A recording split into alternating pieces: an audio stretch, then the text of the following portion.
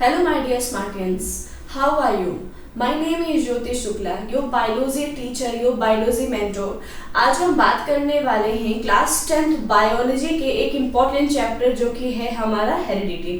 Friends, पहले ये जो चैप्टर है बेटा, इस चैप्टर ये पूरा चैप्टर जो था हेरिडिटी एंड इवोल्यूशन, बट आज के टाइम पर हमारे सीबीएसई ने क्या किया है, इस एवोल्यूशन वाले पार्ट को यहाँ से रिमूव कर दिया है। तो अब आपके क्लास 10th बोर्ड्स एग्जाम में सिर्फ और सिर्फ हेरिडिटी से क्वेश्चन आने वाले हैं। ये चैप्टर बहुत बड़ा तो नहीं है क्योंकि इवोल्यूशन वाला पार्ट यहाँ से रिमूव कर दिया, तो अब सिर्फ और सिर्फ बचा है हेरिडिटी। चैप्टर हो गया है छोटा, बट कॉन्सेप्ट जो है वो आपके बहुत इंपॉर्टेंट हैं। और यहाँ से जो क्वेश्चन बनता है वो क्वेश्चन कुछ इस तरीके से होता है कि जो गैमीट है वहां पर कितने क्रोमोसोम्स होते हैं। ठीक है, इस चैप्टर में हम पढ़ेंगे मेंडल के एक्सपेरिमेंट, मेंडल का monohybrid cross, dihybrid cross, फिर लॉ ऑफ इनहेरिटेंस पढ़ना है, डीएनए पढ़ना है, क्रोमोसोम पढ़ना है, और हमारे बेटा जीन क्या होते हैं, अलील्स क्या होते हैं, what is the heterozygous condition, homozygous condition, dominant trait, recessive traits, ये सारे कॉन्सेप्ट हमें इस चैप्टर में डिटेल में पढ़ना है। ये चैप्टर आपके लिए इंपॉर्टेंट है। बोर्ड्स में यहाँ से बेटा 3 to 4 मार्क्स के क्वेश्चन आपके आने ही हैं, तो बने रहिएगा आप बिल्कुल स्टार्टिंग से एंड तक। चलिए फिर without wasting the time let's get started this lecture. अगर आपको लेक्चर अच्छा लगे तो आपको वीडियो को लाइक करना है और चैनल को शेयर एंड सब्सक्राइब जरूर करना है। तो इस चैप्टर में हमें क्या पढ़ना है एक बार फिर से बता रही हूँ बेटा। सबसे पहले इस चैप्टर में हम पढ़ेंगे हेरिडिटी क्या होता है, फिर उसके बाद हम पढ़ेंगे बेटा कि जेनेटिक्स क्या है, जेनेटिक्स के फादर कौन है, जेनेटिक्स टर्म किसने दिया था, फिर उसके बाद हम ट्रेड्स के बारे में पढ़ेंगे, फिर एक्वायर्ड ट्रेड्स, इनहेरिटेड ट्रेड्स, फिर उसके बाद हमें पढ़ना है डीएनए क्या होता है, क्रोमोसोम क्या होता है, जीन क्या होता है, अलील्स क्या होता है, ये सारे टर्म्स पढ़ेंगे, है ना। Dominant traits, recessive traits, homozygous, heterozygous, genotype, phenotype, ये सारे टर्मिनोलॉजी पढ़ने के बाद हम आएंगे लॉ ऑफ इनहेरिटेंस, यानी कि मेंडल ने जो अपने एक्सपेरिमेंट दिए थे पहले उसको बात करेंगे बेटा। मोनोहाइब्रिड, डाई हाइब्रिड क्रॉस, ये सारे क्रॉस हम पढ़ने के बाद आएंगे लॉ ऑफ इनहेरिटेंस पे, ठीक है। और उसके बाद हमारा जो इसका लास्ट टॉपिक है वो है बेटा सेक्स डिटर्मिनेशन। हम कैसे डिसाइड करते हैं कि एक होने वाला ऑफस्प्रिंग, एक होने वाला ह्यूमन बेबी का जेंडर क्या होगा, है ना। तो वो हम पढ़ेंगे सेक्स डिटर्मिनेशन में। सबसे पहले हम बात करते हैं बेटा व्हाट इज द हेरिडिटी।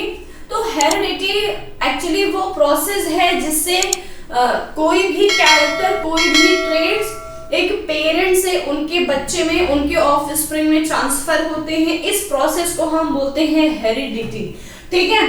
जैसे हमारे बॉडी के जो कैरेक्टर हैं, जैसे कि हमारे हेयर का कलर क्या होगा, हमारे नोज की शेप क्या होगी, हमारे ईयर कैसे होंगे, हमारे स्किन का कलर क्या होगा, हमारी हाइट क्या होगी, ये हमारे कुछ कैरेक्टर हैं और इनको हम ट्रेट्स भी बोलते हैं, या हम बोल सकते हैं कि हमारे कुछ ट्रेट्स हैं। और ये कैरेक्टर हमें मिलते हैं हमारे पेरेंट्स से, यानी कि हमें हमारे मम्मी पापा से कैरेक्टर मिले हैं, उनको उनके मम्मी पापा से, मतलब उनको उनके पेरेंट्स से, और फिर उनके पेरेंट्स को उनके पेरेंट्स से मिले हुए हैं।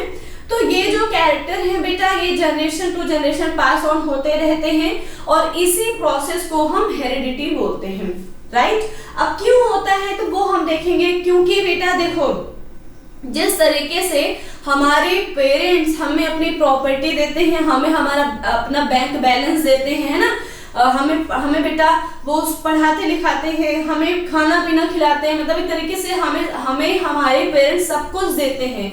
क्यों? क्योंकि बेटा हम क्या हैं, हम अपने पेरेंट्स के, आप बोलोगे मैम अपने पेरेंट्स के बच्चे हैं, तो बेटा ऐसे नहीं है। उन्होंने हमें अपना डीएनए दिया है, जिस तरीके से वो हमें अपनी प्रॉपर्टी दे रहे हैं, बैंक बैलेंस दे रहे हैं, उसी तरीके से उन्होंने क्या किया है, अपना डीएनए हमें दिया है।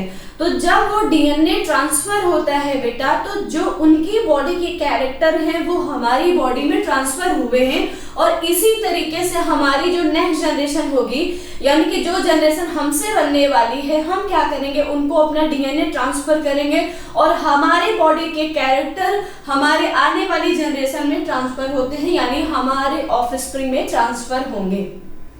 राइट।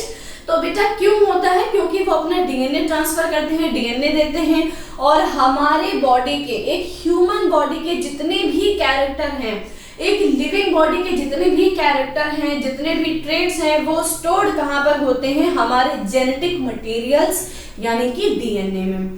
तो डीएनए में सारी इंफॉर्मेशन स्टोर्ड है, और वही डीएनए जब ट्रांसफर होगा तो उसके साथ साथ सारे कैरेक्टर भी ट्रांसफर होते हैं।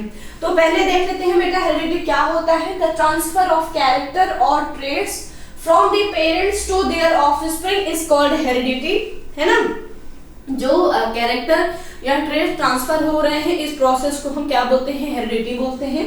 The process by which genetic character are transfer from parent to their progeny is called as inheritance. बेटा एक वो प्रोसेस जिससे ये कैरेक्टर ट्रांसफर हो रहे हैं, उस प्रोसेस को हम इनहेरिटेंस बोलते हैं, राइट।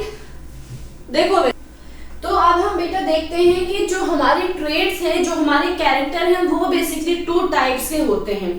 बहुत सिंपल एंड क्लियर लैंग्वेज में बोलूं तो बेटा ऐसे कैरेक्टर जो हमें हमारे पेरेंट्स से मिले हैं, उनको हम बोलते हैं इनहेरिटेड ट्रेट्स और इनहेरिटेड कैरेक्टर्स। और ऐसे कैरेक्टर, ऐसे ट्रेट्स जो हमने बाद में आफ्टर बर्थ इस इन्वायरमेंट से एक्वायर्ड किया है, इन्वायरमेंट से गेन किया है बेटा, उसको हम बोलते हैं एक्वायर्ड ट्रेट्स, राइट। देखो समझते हैं यहाँ पर, अगर हम बात करते हैं हमारे शेप, नोज की शेप क्या है, हमारे ईयर कैसे होंगे, हमारे हेयर का टेक्सचर कैसा होगा, हमारी हाइट कैसी होगी, हमारे स्किन का कलर कैसा होगा, हमारे आईज का कलर कैसा होगा बेटा, ये जो हमारे कैरेक्टर हैं, जो ट्रेट्स हैं, वो हमें मिले हैं हमारे पेरेंट्स से, यानी कि ये सारे हमारे कैरेक्टर इनहेरिटेड ट्रेट्स में आते हैं, राइट। क्यों? क्योंकि ये हमें हमारे पेरेंट्स से मिला हुआ है। उसी तरीके से बात करते हैं एक्वायर्ड ट्रेट्स की। तो एक्वायर्ड ट्रेट्स वो ट्रेट्स हैं जो आपने इस इन्वायरमेंट से एक्वायर किया है। जैसे कि बेटा, जैसे कि आप सोचो, जैसे कि आपको सिंगिंग बहुत अच्छी आती है, आपको बहुत अच्छी सिंगिंग आती है, आपने सीखा है, ठीक है, आपने क्या किया, उसको सीखा है। अब आपको देखकर कोई आपका फ्रेंड्स है, उसको भी अगर सिंगिंग अच्छी लगती है बट उसकी वॉइस बहुत अच्छी नहीं है, तो वो भी क्या करेगा बेटा, वो भी सिंगिंग क्लासेस लेगा और वो भी सिंगिंग सीख जाएगा, ठीक है। बात करते हैं दूसरे, तो जैसे स्विमिंग है, स्विमिंग आपको स्विमिंग सीखनी है तो आप स्विमिंग जाके सीख लिया, मतलब कि ये क्या हो गया, एक्वायर्ड ट्रेट्स हो गया, है ना। बॉडी बिल्डिंग हो गई, सिंगिंग हो गई, कोई नई चीज आपने लर्न किया है, जो आपकी बेटा आप पढ़ रहे हो, जितनी भी आपकी जो डिग्री है, वो सारी क्या है, वो सारी आपके एक्वायर्ड ट्रेट्स हैं। तो सिंगिंग है, डांसिंग है, और फिर उसके बाद आपको गाड़ी ड्राइविंग करनी आती है, आपको ड्राइविंग करनी बहुत पसंद है, आपने ड्राइविंग सीख ली, तो वो भी क्या है बेटा, वो एक एक्वायर्ड ट्रेट्स होते हैं, ठीक है। पियर्सिंग ऑफ ईयर हो गए, पियर्सिंग ऑफ नोज हो गए, ये हमने बाद में जन्म के बाद आफ्टर द बर्थ हमने इसको क्या किया है, एक्वायर किया है, और इसीलिए ये क्या है, ये हमारे एक्वायर्ड ट्रेट्स में आते हैं। तो बेटा यहाँ पर देखते हैं acquired traits, these are somatic variation, और फिर उसके बाद इनहेरिटेड ट्रेट्स में these are genetic variation. Genetic variation का मतलब क्या है बेटा, कि ये हमें हमारे पेरेंट्स से मिला हुआ है, ठीक है। जेनेटिक के बाद जहां पर आ गई, समझ लो वो आपके जीन्स में है, और जीन आपको कहां से मिला है, आपके पेरेंट्स से, ठीक है। नेक्स्ट है acquired traits develop due to the effect of environmental factors, ठीक है। इन्वायरमेंटल फैक्टर जैसे कि देखो, आपने देखा कि आपका कोई एक फ्रेंड है ना, उसने क्या किया है, अपने ईयर में पियर्सिंग करा रखी है, और उसमें कई सारे छोटे छोटे बड़े प्यारे प्यारे से इयररिंग्स पहन रखे हैं, है ना, बहुत सारी पियर्सिंग करा रखी है। तो आपको बहुत अच्छा लगा, बहुत ब्यूटीफुल लगा, आप गए, आप भी बेटा पियर्सिंग करा कर आ गए, तो वो क्या है, वो एक इन्वायरमेंटल फैक्टर है जिसने आप पर इफेक्ट डाला, आपको वो चीज अट्रैक्टिव लगी और आपने भी उसको एक्वायर कर लिया, तो ये हमारे एक्वायर्ड ट्रेट्स हो गए, ठीक है। और बेटा यहाँ पर बात करते हैं inherited traits develops due to reshuffling of genetic material. Genetic material बोले तो बेटा आपका जो डीएनए है, ठीक है, एंड म्यूटेशन, ये हमारे हो गए जेनेटिक इनहेरिटेड ट्रेट्स। नेक्स्ट है एग्जांपल बेटा, लर्निंग ऑफ डांस, म्यूजिक, ठीक है, सिंगिंग हो गया, म्यूजिक हो गया, और स्विमिंग हो गए, ठीक है, ये muscular body of a wrestler, ठीक है, मस्कुलर बॉडी हो गई। नेक्स्ट है बेटा यहाँ पर एग्जांपल देखते हैं, अटैच्ड और फ्री ईयर लोब, है ना कि आपके ईयर लोब फ्री होंगे, अटैच्ड होंगे। हेयर का टेक्सचर कैसा होगा, कर्ली होगा, स्ट्रेट होगा। फिर उसके बाद बेटा नोज का शेप है, कलर ऑफ आईज, ये हमारे क्या हो गए, इनहेरिटेड ट्रेट्स हो गए। ओके, अब बेटा देखो जहां पर हम हेरिडिटी एंड इनहेरिटेंस को पढ़ते हैं, बायोलॉजी की एक वो ब्रांच जहां पर हम हेरिडिटी, इनहेरिटेंस एंड वेरिएशन के बारे में पढ़ते हैं बेटा, उस ब्रांच को हम बोलते हैं जेनेटिक्स। क्लियर है? The branch of science in which we study about heredity, inheritance and variation is called as genetics. अब बात जब भी हम बात करते हैं जेनेटिक्स की बेटा, तो हमारे माइंड में तुरंत क्लिक करते हैं एक साइंटिस्ट जिनका नाम है मेंडल। तो बेटा सर ग्रेगोर जॉन मेंडल का पूरा नाम है, और ये जो है वो एक ऑस्ट्रियन मॉन्क थे। आगे हम इनके बारे में बहुत चीजें पढ़ेंगे, इनके बहुत एक्सपेरिमेंट के बारे में पढ़ेंगे, बट अभी आप यहाँ पर ये समझो कि जो हम जेनेटिक्स, इनफैक्ट ये जो पूरा चैप्टर है वो आता है जेनेटिक्स में, और जेनेटिक्स के फादर कौन है, जेनेटिक्स के फादर है हमारे sir Gregor John Mendel, right. अब बात करते हैं बेटा विलियम बैटसन की। तो विलियम बैटसन कौन है बेटा? विलियम बैटसन वो पर्सन है जिन्होंने जेनेटिक्स को जेनेटिक्स टर्म दिया है। मतलब एक होता है ना कि कोई नई चीज जब आई तो उसको एक नाम देना है, एक टर्म देना है, तो बेटा वो किसने किया, वो दिया है हमारे विलियम बैटसन ने, राइट। नेक्स्ट अब हम बात करते हैं बेटा वेरिएशन। वेरिएशन क्या है? देखो वेरिएशन का मतलब वेराइटी, और variety in a particular species, मतलब किसी एक पर्टिकुलर स्पीसीज में जो हमें डिफरेंट टाइप की वेराइटी, इतनी सारी वेराइटी देखने को मिलती है, उसी वेराइटी को हम वेरिएशन बोल देते हैं। जैसे कि देखो बात करते हैं अगर ह्यूमन बीइंग की, अगर आपके सामने 6 to 7 को खड़ा कर दिया जाए तो आप सबके कैरेक्टर को ऑब्जर्व करोगे, तो आपने एक कैरेक्टर उठाया बेटा, कैरेक्टर था कलर ऑफ आईज का, है ना। आपने देखा कि किसी का जो आईज है वो ब्लू है, किसी का आईज ब्लैक है, किसी का ग्रे है, किसी का ग्रीन है, किसी का हेजलनट है। तो आपने देखा कि आई का कलर जो है वो एक कैरेक्टर है, बट उसमें भी कितनी सारी वैरायटी है ना। और इसी वैरायटी को हम क्या बोलते हैं बेटा? वेरिएशन। चाहे आप बेटा ईयर देख लो, चाहे आप नोज देख लो, चाहे आप हाइट देख लो, चाहे आप हेयर का टेक्सचर देख लो, चाहे आप हाइट देख लो, तो ये जो सारे किसी एक पर्टिकुलर कैरेक्टर में, किसी एक पर्टिकुलर इंडिविजुअल में इतने सारी जो वैरायटी है, इतने वेरिएशन है, उसी पर्टिकुलर पार्ट को हम क्या बोलते हैं? Variation. The differences between the character or traits among the individual of the same species are called as variation. Same species, देखो अभी हमने सिर्फ और सिर्फ ह्यूमन बीइंग की बात की थी। मैंने आपको बताया कि आप 5 to 6 को ले लो, आप 5 to 6 ह्यूमन बीइंग को लो और उनके सारे कैरेक्टर को ऑब्जर्व करो, एक एक कैरेक्टर। पहले कलर ऑफ आईज लो, फिर उसके बाद ईयर का वो लो, फिर उसके बाद बेटा आप ईयर का शेप लो, फिर उसके बाद आप हेयर का टेक्सचर लो। तो आपको हर चीज में वैरायटी दिखेगी, आपको वेरिएशन दिखेगा, और इसी को हम क्या बोलते हैं? वेरिएशन, है ना।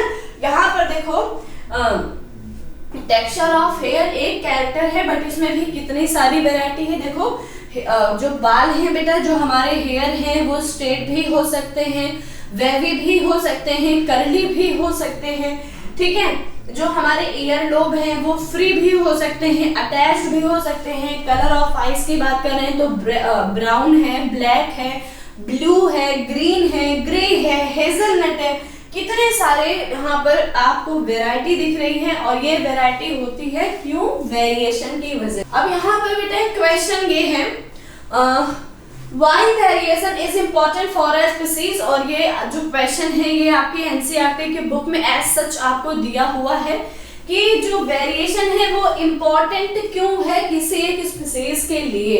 तो बेटा पहले हम एडवांटेजेस ऑफ वेरिएशन देख लेते हैं, उसके बाद उस क्वेश्चन का आंसर आपको खुद ब खुद मिल जाएगा। देखो advantages of variation, variation improve the chances of survival of a particular species in the unfavorable condition. It brings adaptation in individual. Next, variation is the basis of heredity. बेटा देखो, variation हमेशा, variation जो है वो हर time अच्छा नहीं होता है, मतलब वेरिएशन के बेनिफिट्स हमेशा नहीं होते हैं, कई बार वेरिएशन जो है वो हार्मफुल भी हो जाता है, बट स्टिल मोस्टली इसके एडवांटेजेस हैं। तो सबसे पहले क्या है बेटा, वेरिएशन जो है वो किसी भी लिविंग ऑर्गेनिज्म को सर्वाइवल में हेल्प करता है, चेंजिंग इन्वायरमेंट्स में सर्वाइवल में हेल्प करता है। ठीक है बेटा, अगर आपको इस चैप्टर का डिटेल एक टॉपिक टू टॉपिक वीडियो चाहिए तो आपको जाके डिस्क्रिप्शन बॉक्स में देखना पड़ेगा। ठीक है, वहां पर मैंने इस चैप्टर को बहुत डिटेल में पढ़ाया है, पार्ट वाइज पढ़ाया है, तो आप एक बार उस वीडियो को देख लीजिएगा, उसके बाद आप इस वीडियो को आगे कंटिन्यू कीजिएगा, इस लेक्चर को। तो यहाँ पर हमने बेटा वेरिएशन के एडवांटेजेस क्या क्या हो सकते हैं वो हमने यहाँ पर देख लिया है। बहुत सारे एग्जाम्पल मैंने बताए हैं, बहुत डिटेल में समझाया है। आपको इसकी डिटेल वीडियो देखनी है तो आप बेटा डिस्क्रिप्शन बॉक्स में जाकर पूरा डिटेल एक पार्ट, मैंने इस चैप्टर को ना पार्ट वाइज बनाया है, आप वहां पर जाके पहले पूरे वीडियो को देख लीजिए, उसके बाद आप वन शॉट पर क्लिक करेंगे। चलिए बेटा आगे देखते हैं, accumulation of variation during reproduction. ठीक है, तो इसका मतलब क्या है, देखो एक्यूमुलेशन का मतलब होता है एक्यूमुलेट हो जाना, एग्जैक्टली कलेक्ट हो जाना। ठीक है, when organism reproduce the offspring show minor variation due to inaccuracy in DNA copying। बेटा एक चीज ये बताओ मुझे कि ये आखिर वेरिएशन एग्जैक्टली होता क्यों है। तो बेटा वेरिएशन तब होता है, देखो कि यहाँ पर हम बात करते हैं, ये एक डीएनए है, ठीक है, ये एक डीएनए है फादर का, यानी कि ये मेल डीएनए है। ठीक है, और फिर उसके बाद ये एक डीएनए है मदर का, यानी कि ये क्या है, ये फीमेल डीएनए है। ठीक है, और बेटा ये मान लो कि हमने मेल गैमीट लिया, गैमीट के अंदर क्या है, डीएनए है, और ये फीमेल गैमीट और ये फीमेल गैमीट का डीएनए है। अब जब ये क्या करते हैं, हमें पता है ह्यूमन बॉडी एक सेक्सुअली रिप्रोड्यूसिंग ऑर्गेनिज्म है जहां पर मेल एंड फीमेल गैमेट का फ्यूजन होता है, और जब फ्यूजन होगा तो ऑब्वियस सी बात है दोनों को गैमेट्स मिलेंगे, दोनों के गैमेट्स मिलेंगे तो डीएनए भी क्या होगा, दोनों के मिल जाता है। तो इस तरीके से देखो ये हमारा एक नया डीएनए बनेगा, ये क्या है, एक नया डीएनए बनेगा, और ये जो डीएनए होगा ये उसके ऑफस्प्रिंग का होगा। ठीक है, अब इस डीएनए के अंदर, इस नए डीएनए के अंदर बेटा मेल गैमेट यानी कि मेल पेरेंट के भी कैरेक्टर हैं, फीमेल गैमेट यानी कि फीमेल गैमेट के भी कैरेक्टर है यहाँ पर। ठीक है, तो इस तरीके से जब डीएनए अपनी कॉपी करता है, डीएनए जो अपनी कॉपी बनाता है, अपने आप को डुप्लीकेट करता है, तो उस टाइम पर डीएनए में कुछ कुछ ना माइनर सा डिफरेंस आ जाता है, कुछ डीएनए क्या करता है, थोड़ी सी गलती कर देता है, ऐसे समझो, इनएक्यूरेसी आ जाती है, और इसी इनएक्यूरेसी की वजह से बेटा थोड़ा सा डीएनए में चेंज आ जाता है, और इसी चेंज की वजह से हमारी बॉडी में वेरिएशन आते हैं। जैसे कि देखो एक बात बताओ कि अगर डीएनए एग्जैक्ट अपनी कॉपी बनाता, बिल्कुल कार्बन कॉपी हो जाता, तो बेटा आप अपने पेरेंट्स के बिल्कुल कार्बन कॉपी दिखते, आप अपने पेरेंट्स से थोड़े से अलग हो ना, कुछ आपके कैरेक्टर अपने पेरेंट्स से मिलते हैं, बट एग्जैक्टली आप अपने पेरेंट के जैसे नहीं हो, थोड़ा बहुत आप में चेंजेस हैं, और वो चेंजेस कहाँ से आए, वो चेंजेस वेरिएशन की वजह से आए हैं। वेरिएशन कहाँ से आता है बेटा, तो जब डीएनए अपनी कॉपी बनाता है, तो वेरिएशन जो है वो कहीं न कहीं किसी भी इन्वायरमेंट के लिए हेल्पफुल हो सकता है। नेक्स्ट है, these variation are less in asexual reproduction. बेटा देखो जो एसेक्सुअल रिप्रोडक्शन है वहां पर हमें पता है कि वो यूनिपेरेंटल होता है, सिर्फ और सिर्फ एक ही पेरेंट का इन्वॉल्वमेंट है। यूनिपेरेंटल है यानी कि एक पेरेंट है, यानी कि एक ही डीएनए होगा, है ना, और जब एक सिंगल डीएनए है तो उतना ज्यादा उसमें डिफरेंसेस नहीं आते हैं, और जिसकी वजह से बहुत ज्यादा वेरिएशन भी कॉज नहीं होता है। तो जो एसेक्सुअल रिप्रोडक्शन है वहां पर वेरिएशन कम होता है, माइनर होता है as compare to sexual reproduction. क्यों? क्योंकि बेटा सेक्सुअल में 2 डीएनए है ना, 2 पेरेंट हैं, तो ऑब्वियस बात है 2 डीएनए होंगे। इस वजह से सेक्सुअल रिप्रोडक्शन में वेरिएशन ज्यादा होता है, एसेक्सुअल में वेरिएशन कम होता है। नेक्स्ट है बेटा, variation are useful and they help the organism to adjust the changes in the environment, है ना। किसी भी चेंजिंग एनवायरनमेंट में किसी लिविंग ऑर्गेनिज्म को बॉडी को अडेप्ट करने में हेल्प करता है variation. Some variation do not help the organism to adjust the change in the environment and they may die और बिकम एक्सटिंक्ट। बेटा देखो, मैंने आपको पहले ही बताया कि हर एक वेरिएशन यूजफुल नहीं होते हैं। कुछ वेरिएशन ऐसे हैं जो चेंजिंग एनवायरनमेंट में किसी भी लिविंग ऑर्गेनिज्म के लिए हार्म कॉज कर देते हैं और वो बेटा धीरे धीरे एक्सटेंड हो जाते हैं वेरिएशन की वजह से, या फिर उनकी डेथ भी हो सकती है। नेक्स्ट बेटा, अब देखो इस चैप्टर में हमें पढ़ना है मेंडल के एक्सपेरिमेंट। मेंडल के एक्सपेरिमेंट की बात करते हैं तो वहां पर आप जीनोटाइप रेशियो देखोगे, फिनोटाइप रेशियो देखोगे, हेटेरोजाइगस कंडीशन, होमोजाइगस कंडीशन, ठीक है।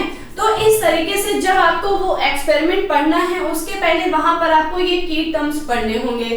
तो अब हम यहाँ पे पहले ये सारे इंपॉर्टेंट टर्मिनोलॉजी डिस्कस कर लेते हैं एक एक करके, उसके बाद हम वो अपने मेंडल के एक्सपेरिमेंट पर आएंगे।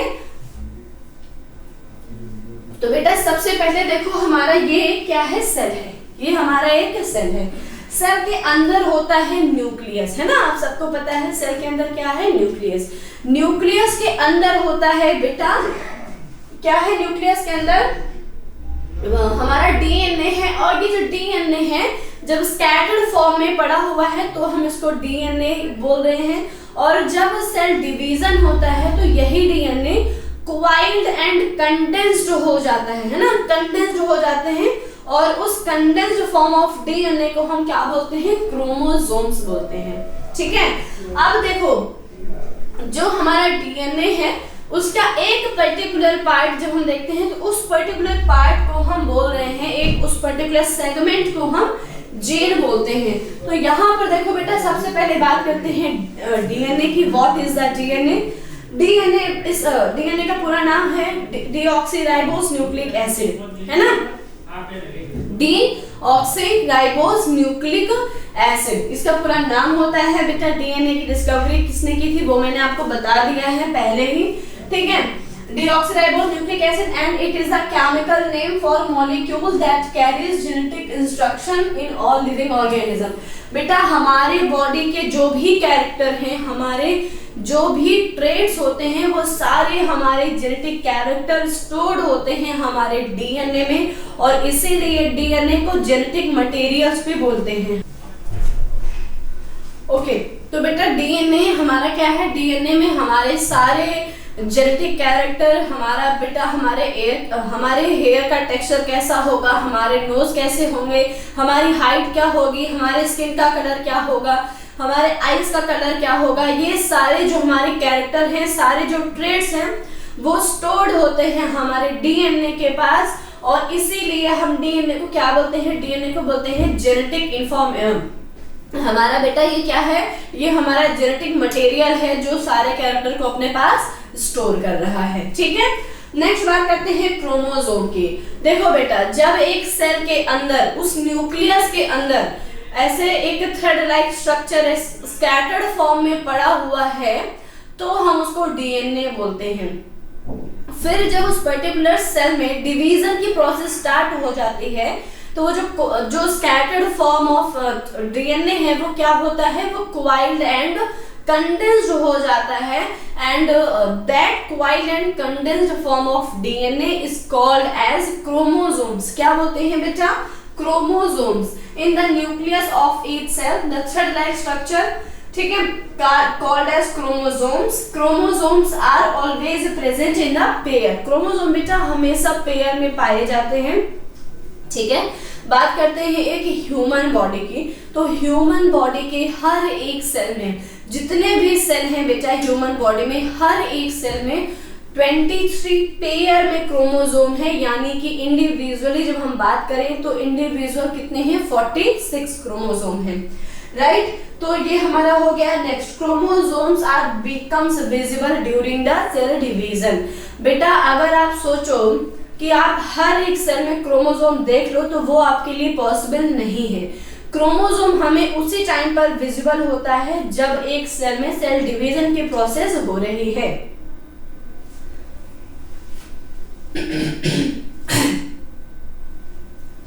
यानी कि अगर आपको बेटा क्रोमोसोम को देखना है, आपको क्रोमोसोम को बिल्कुल क्लियर देखना है, तो आपको एक ऐसी सेल लेनी पड़ेगी जिसमें डिवीजन की प्रोसेस हो रही होती है। ठीक है, तो ये हमारा कुछ इस तरीके से डीएनए है, सॉरी क्रोमोसोम है। क्रोमोसोम बेटा कुछ इस तरीके से होता है, जैसे मैंने आपको बताया क्रोमोसोम क्या है, पेयर्स में प्रेजेंट है।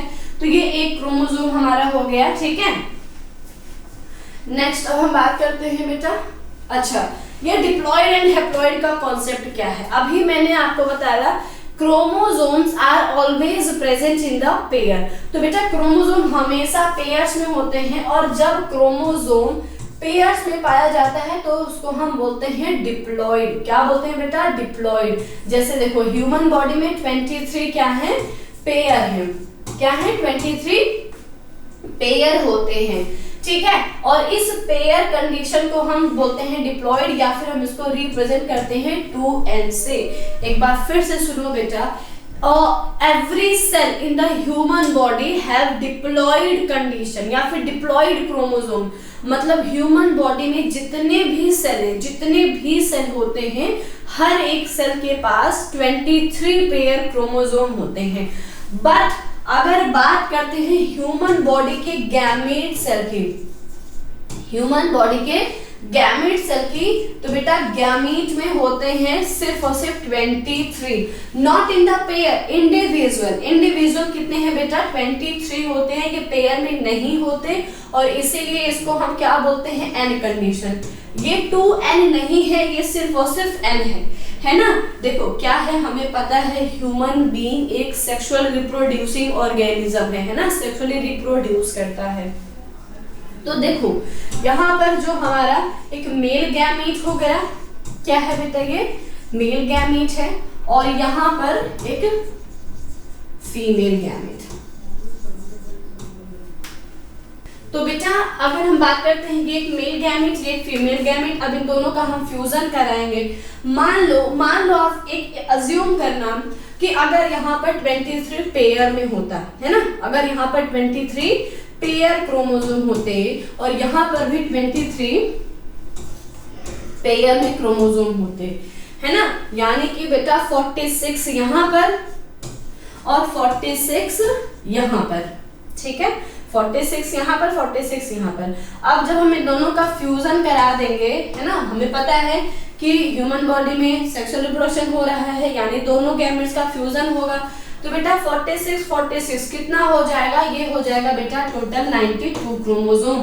अब एक बार बताओ, क्या ह्यूमन बॉडी में 96 क्रोमोसोम है? बिल्कुल नहीं है। कितने होते हैं बेटा, 23 पेयर में होते हैं या फिर 46 में होते हैं। तो यहाँ पर बेटा क्या हो जाता है, यहाँ पर कंडीशन बेकार हो जाती, मतलब कि ये ह्यूमन बॉडी के केस में होता ही नहीं है। 92 क्रोमोसोम पॉसिबल ही नहीं है।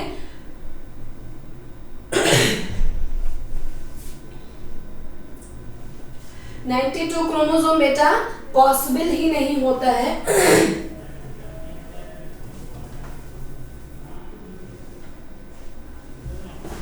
ठीक है, तो मेल गैमेट में सिर्फ 23 है, फीमेल गैमेट में 23 है। अब जब इन दोनों का फ्यूजन हो जाएगा तो 23 कितने हो जाएंगे, 46 क्रोमोसोम हो जाएंगे। और बेटा ये क्या है, ये एक नया एक ह्यूमन बॉडी में टोटल क्रोमोसोम कितने हैं, 46 होते हैं, और ये एक डिप्लॉयड बन जाएगा। ये क्या बन जाएगा बेटा, डिप्लॉयड कंडीशन हो जाएगी। ठीक है, तो फिर से सुनना, in every cell of human body contains 23 pair of chromosome except the gamete cell. Gamete में कितना होता है बेटा, 23 इंडिविजुअल है, पेयर्स में नहीं होता है।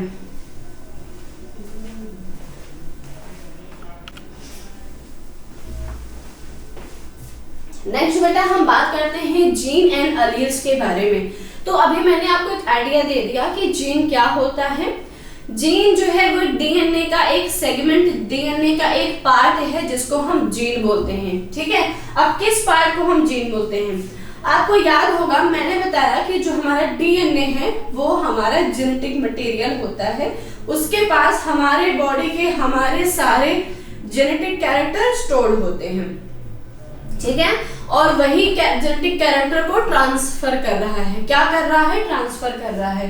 तो डीएनए का वो पर्टिकुलर पार्ट, वो सेगमेंट जहां पर एक कैरेक्टर कोई स्टोर्ड है, उस सेगमेंट को हम क्या बोलते हैं? जीन बोलते हैं। Right, gene is the basic and functional unit of DNA.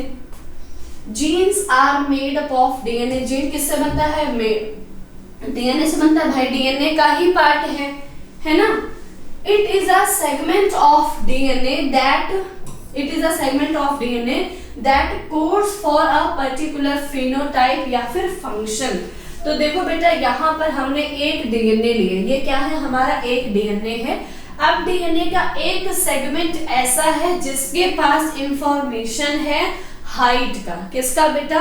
Height का। ठीक है, एक डीएनए का ऐसा सेगमेंट है जिसके पास इंफॉर्मेशन है कलर ऑफ आईज का, आईज कलर।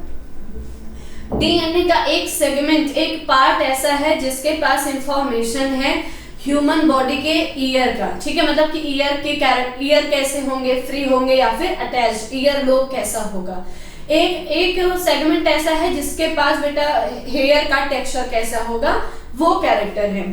तो डीएनए का वो पर्टिकुलर कैरेक्टर, वो पर्टिकुलर सेगमेंट, वो पार्ट जहां पर कोई एक कैरेक्टर स्टोर्ड है, उसको हम जीन बोलते हैं। नेक्स्ट है बेटा अलील्स। अलील्स क्या होते हैं? देखो, अलील्स एक बहुत सिंपल लैंग्वेज में समझो कि यहाँ पर देखो, जैसे जीन की पहले बात करते हैं। देखो, जीन के पास एक जीन है, एक कोई जीन है, उसके पास इंफॉर्मेशन है कलर ऑफ आईज की। क्या है? Colour of eyes.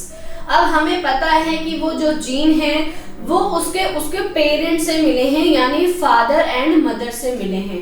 तो देखो वहां पर बेटा दो फॉर्म हो सकते हैं, या तो कलर जो है आईज का कलर ब्लैक हो सकता है, ब्राउन हो सकता है। तो एक ही जीन है बट उसके ऑल्टरनेट फॉर्म है। मतलब कि कलर ऑफ आईज, एक जीन के पास एक कैरेक्टर है। अब इसमें देखो, कलर ऑफ आईज ब्लैक भी हो सकता है, ब्राउन भी हो सकता है। तो बेटा एक जीन के दो ऑल्टरनेटिव फॉर्म को हम क्या बोलते हैं? जीन बोलते हैं। यहाँ पर देखो, different form of the same gene, एक ही जीन है बट उसके डिफरेंट फॉर्म।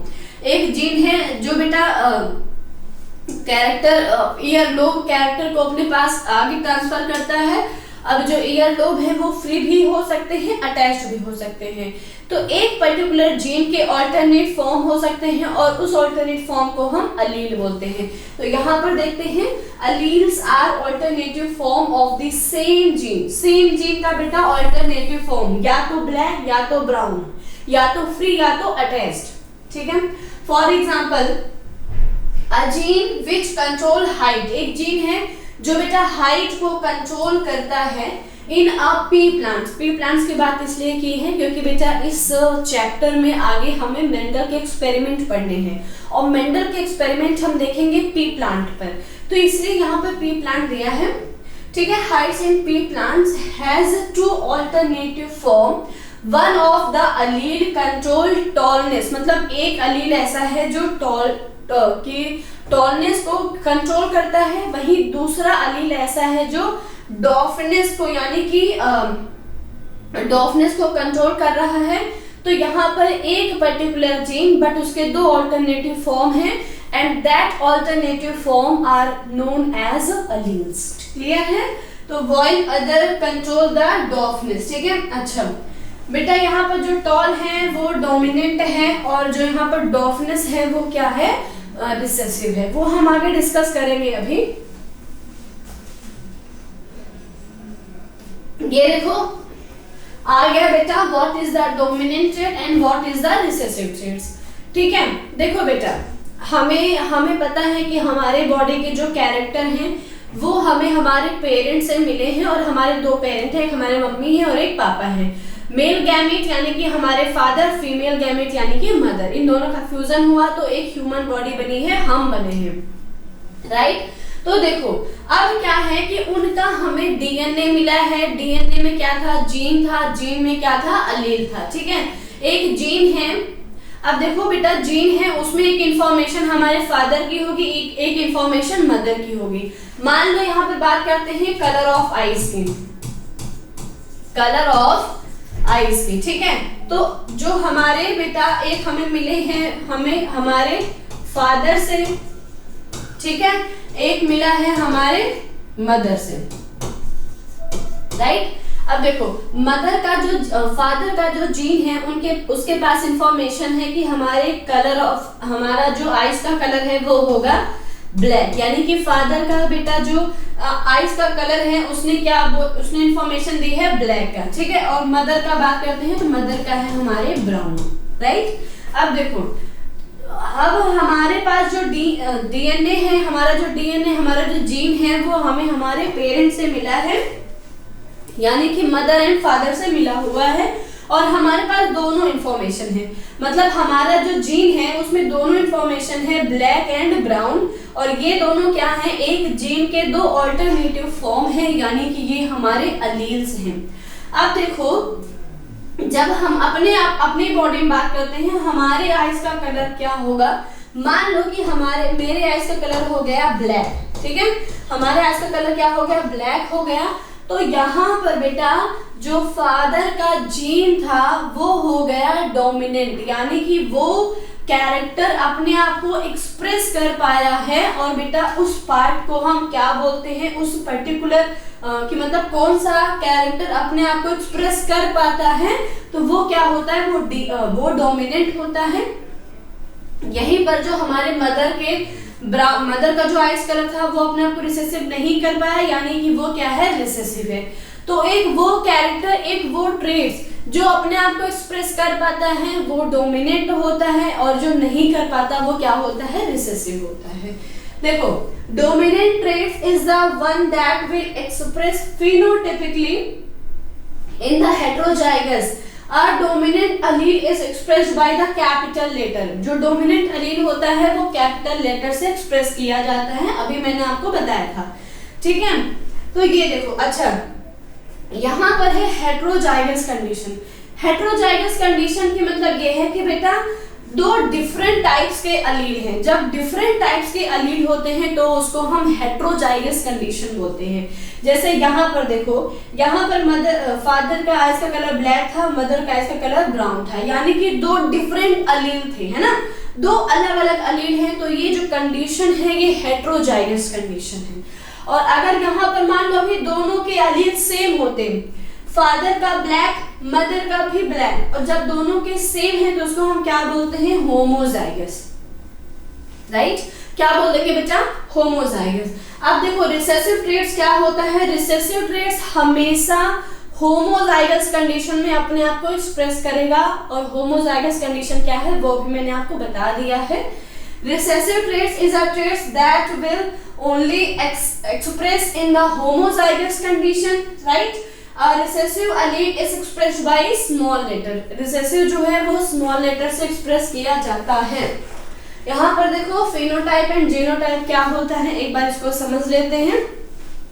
देखो phenotype का मतलब है बेटा physical appearance, यानी कि वो traits, वो character जो फिजिकली ऑब्जर्व किया जा सकता है, वो ऑब्जर्वेबल ट्रेट्स, ठीक है। Phenotype observable and measurable character of an organism. It is determined by both genetic makeup and environmental influence.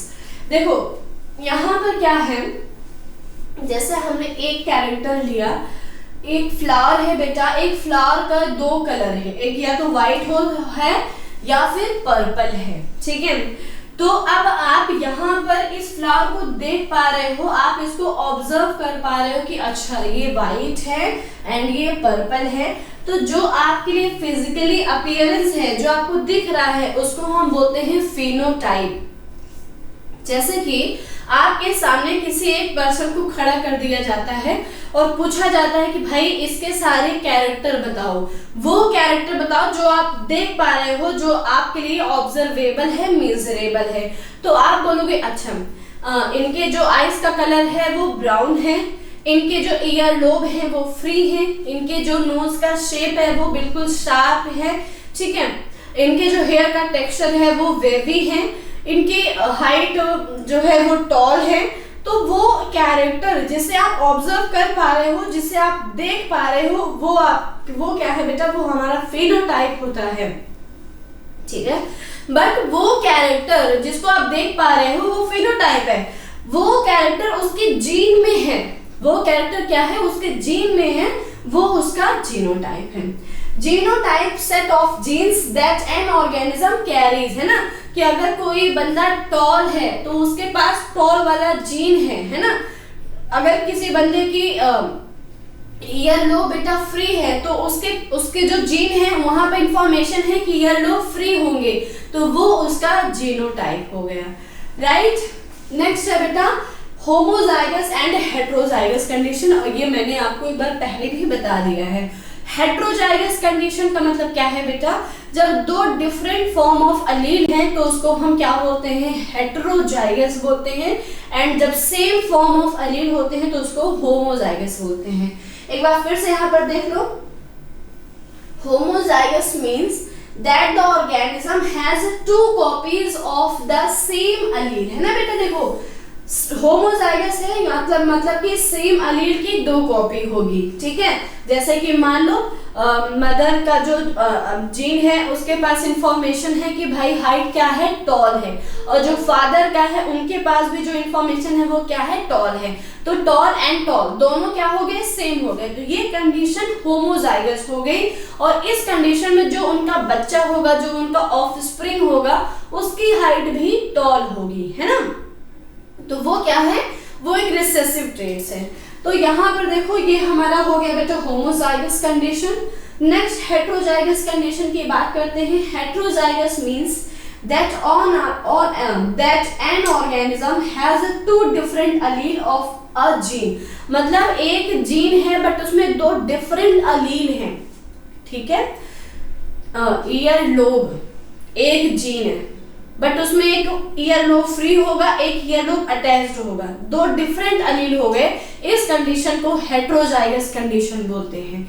Heterozygous condition में जो कैरेक्टर अपने आप को एक्सप्रेस करेगा वो डोमिनेंट होगा।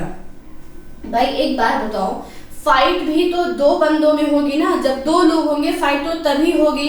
तो यहाँ पर दो अलग अलग अलील हैं तो दोनों अलग अलग अलील में फाइट होती है, मतलब कि कौन ज्यादा स्ट्रांग है, और जो ज्यादा स्ट्रांग होता है वही अपने आप को नेक्स्ट जनरेशन में एक्सप्रेस कर पाता है ना। आप सुनते हो कि देखो अच्छा इसके नोज का, इसका जो नोज है वो बिल्कुल इसके फादर की तरह है, इसके जो आईज हैं वो बिल्कुल इसकी मम्मा की तरह हैं। तो बेटा जो मम्मा के आईज है ना, यानी कि मम्मा का जो जीन था वो क्या था, डोमिनेंट था, वो जो अलील है वो क्या है, डोमिनेंट है, राइट। तो क्लियर है homozygous and heterozygous condition. I hope आपको इतना बेटा क्लियर हो गया है, ठीक है। तो अब हम बात करेंगे लॉ ऑफ इनहेरिटेंस की। मेंडल्स लॉ ऑफ हेरिडिटी देखेंगे पहले।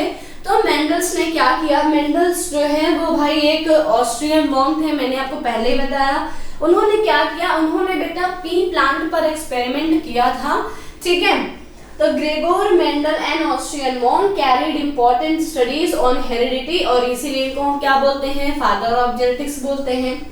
ही is regarded as father of genetics, है ना। He was the first person who succeeded in the predicting how traits are transferred.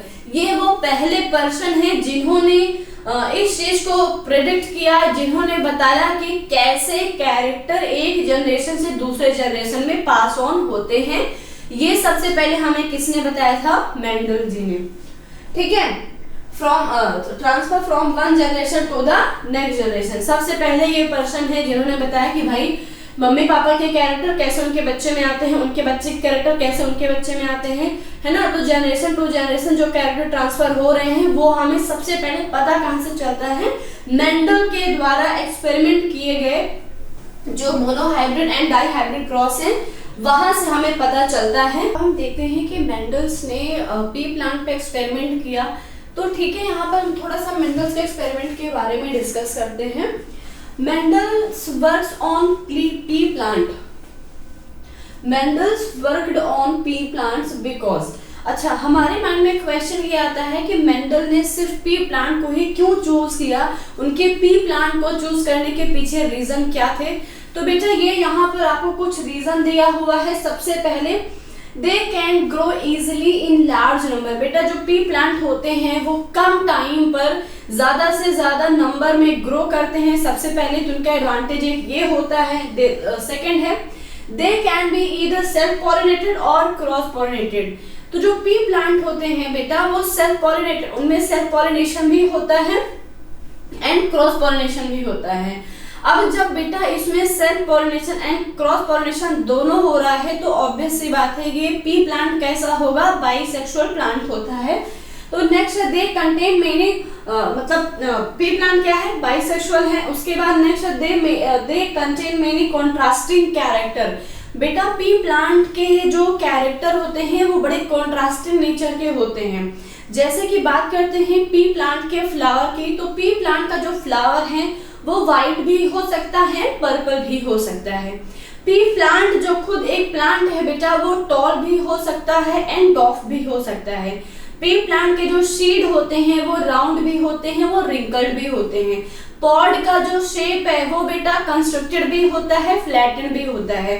Pod का जो कलर है वो ग्रीन भी होता है, येलो भी होता है। यानी कि एक पी प्लांट है और उसमें बहुत सारे कॉन्ट्रास्टिंग कैरेक्टर पाए जाते हैं। नेक्स्ट बेटा दीज आर बाइसेक्सुअल। जैसे कि हमने पहले डिस्कस किया कि बेटा यहाँ पर self pollination and cross pollination दोनों होता है, यानी कि पी प्लांट क्या है, बाइसेक्सुअल प्लांट होता है। These are bisexual plant and grow to maturity in a single season only। बेटा जो पी प्लांट है उसके साथ एक एडवांटेज ये है कि ये एक सीजन में बहुत मतलब कम टाइम में ग्रो कर जाता है ना। P plants have short life cycle, short life cycle होता है इसकी। नेक्स्ट है बेटा एंड प्रोड्यूस मैनी ऑफस्प्रिंग, बहुत सारे ऑफस्प्रिंग, यानी कि कम टाइम में ज्यादा से ज्यादा ये क्या करते हैं, ऑफस्प्रिंग बना रहे हैं। P plants have easily observable traits, ये बहुत इंपॉर्टेंट है। देखो अगर आप किसी पर एक्सपेरिमेंट कर रहे हो तो वो एक ऐसे ऑब्जेक्ट होना चाहिए, एक ऐसी चीज होना चाहिए जिसके कैरेक्टर को आप इजीली ऑब्जर्व कर पाओ। तो पी प्लांट जो है बेटा उसके कैरेक्टर को, उसके ट्रेट्स को हम बहुत इजीली ऑब्जर्व कर सकते हैं, है ना। जैसे कि बेटा देखो पी प्लांट है, पी प्लांट के जो पी प्लांट है वो टॉल भी है, डॉफ भी है, और ये आप ऑब्जर्व कर पा रहे हो। पी प्लांट के फ्लावर व्हाइट भी हैं, पर्पल भी हैं, आप ऑब्जर्व कर पा रहे हो। तो पी प्लांट के जो कैरेक्टर होते हैं, जो ट्रेट्स होते हैं वो ऑब्जर्व किए जा सकते हैं, इजिली ऑब्जर्वेबल होते हैं। तो बेटा ये सारे रीजन थे मेंडल्स के पी प्लांट को चूज करने के। उन्होंने पी प्लांट सेलेक्ट किया, क्यों, क्योंकि इसके साथ पी प्लांट के साथ ये सारे एडवांटेजेस थे। चलो अब देखो पी प्लांट ने क्या किया, मेंडल ने क्या किया बेटा, मेंडल ने पी प्लांट के 7 कैरेक्टर पर स्टडी किया था। उन्होंने मतलब पी प्लांट के ना 7 कैरेक्टर को ऑब्जर्व किया, और वो कौन कौन से थे देखो। सबसे पहले फ्लावर कलर, मतलब उन्होंने कि पी प्लांट लिया और उसके फ्लावर को, उसके फ्लावर के कलर को देखा, तो उनको बेटे 2 कलर मिले। उनको एक कलर मिला व्हाइट एंड दूसरा कलर मिला पर्पल। तो उनको एक कलर मिला व्हाइट और एक कलर मिला पर्पल, यानी कि जो पी प्लांट है उसके व्हाइट एंड पर्पल 2 कलर होते हैं। ठीक है, यहाँ पर भी कॉन्ट्रास्टिंग नेचर हो गया। नेक्स्ट बात करते हैं प्लांट की हाइट की। तो बेटा प्लांट की हाइट जो है वो टॉल भी होती है, डॉफ भी होती है। यहाँ पर देखो पी प्लांट जो है वो टॉल भी है एंड डॉफ भी है। नेक्स्ट है पॉड का जो कलर है, पॉड मतलब जिसके अंदर दाने होते हैं, जिसके अंदर सीड होते हैं, उसको हम पॉड बोलते हैं। ठीक है, तो बेटा पॉड का कलर कैसा है? पॉड का कलर ग्रीन भी हो सकता है एंड येलो भी हो सकता है। तो यहाँ पर देखो ये ग्रीन भी है एंड ये देखो बेटा पॉड का कलर यहाँ पर ग्रीन भी है और येलो भी है, ठीक है। नेक्स्ट है शीड का कलर। तो शीड का कलर भी क्या है? येलो भी हो सकता है एंड ग्रीन भी हो सकता है। उसके बाद बेटा शीड का शेप। तो शीड का शेप राउंड भी होता है एंड रिंकल्ड भी हो सकता है।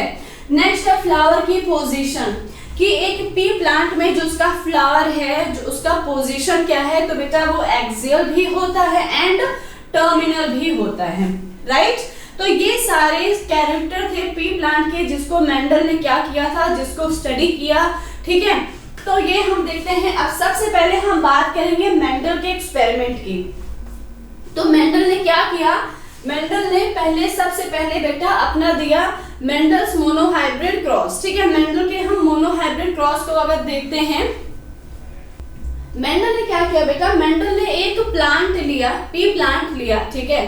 पी प्लांट में उन्होंने एक प्लांट लिया जो कि टॉल था, एक प्लांट लिया टॉल और एक प्लांट लिया डॉफ, ठीक है। और दोनों में क्या दिया? दोनों में क्रॉस कराया, मतलब क्रॉस पॉलिनेशन कराया। अब उनको ये था कि भाई एक टॉल लिया है, एक डॉफ लिया है, अब जो मिलेगा यानी जो रिजल्ट आएगा वो आएगा बीच का, मतलब कोई मीडियम साइज का प्लांट मिलेगा, क्योंकि टॉल एंड डॉफ अगर दोनों को मिक्स कर देते तो उनको पूरी उम्मीद थी, उनकी ये एक्सपेक्टेशन थी कि उनको एक मीडियम साइज का प्लांट मिलेगा। मेंडल को था कि एक मीडियम साइज का प्लांट मिलेगा, बट ऐसा नहीं होता है। देखो in monohybrid cross Mendel's began with a pair of pea plant, एक पी प्लांट का पेयर लिया, ठीक है, विथ टू कॉन्ट्रास्टिंग ट्रेट्स, मतलब दो अलग अलग ट्रेट्स लिए। एक प्लांट लिया जो टॉल था और एक प्लांट लिया जो डॉफ था। दो two contrasting traits, that is one tall and another dwarf, मतलब एक टॉल था और दूसरा क्या था? डॉफ था। The cross pollination of tall and dwarf plant resulted in the tall plant.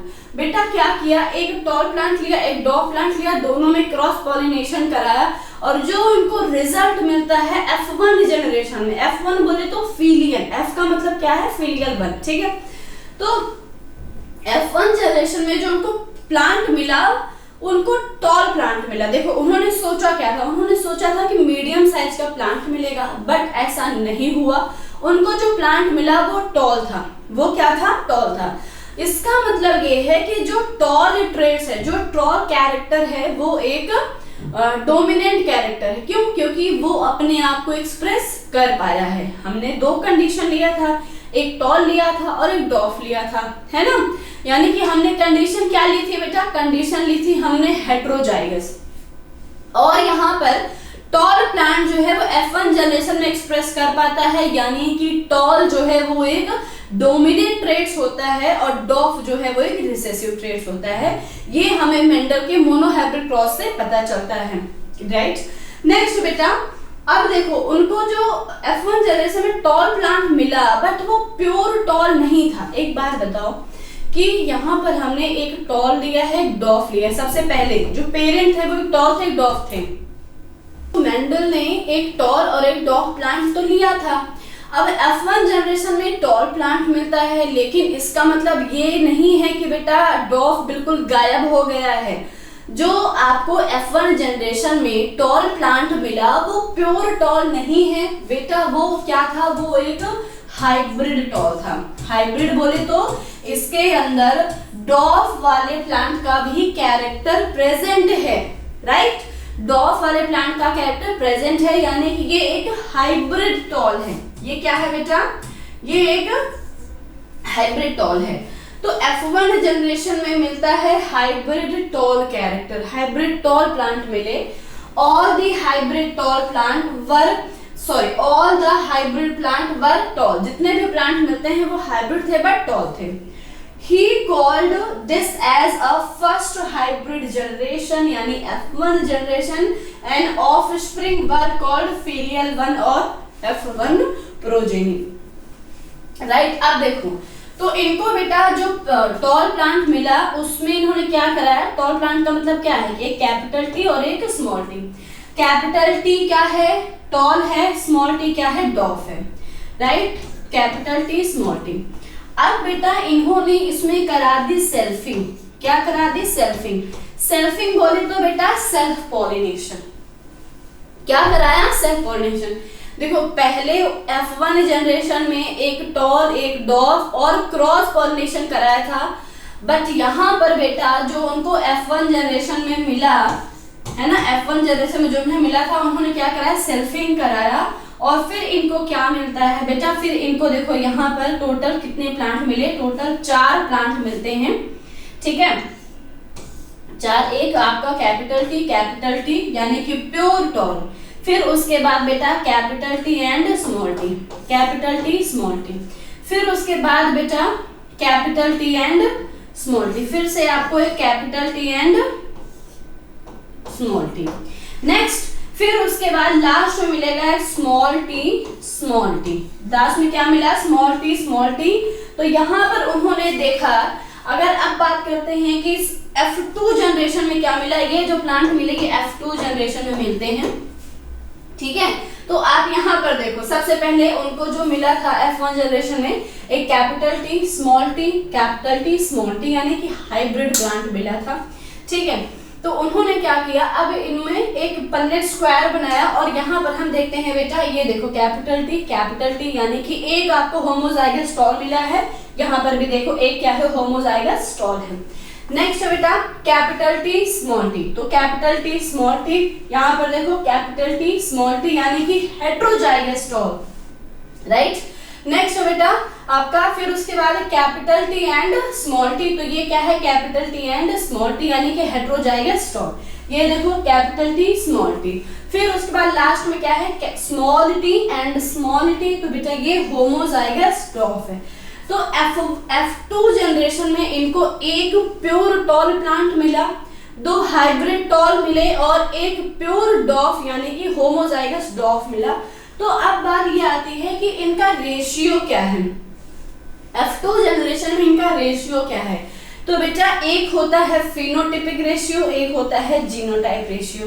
अब आपको, मुझे पूरी उम्मीद है बेटा कि आपको जीनोटाइप एंड फिनोटाइप का मतलब तो पता चल गया होगा अभी तक, है ना।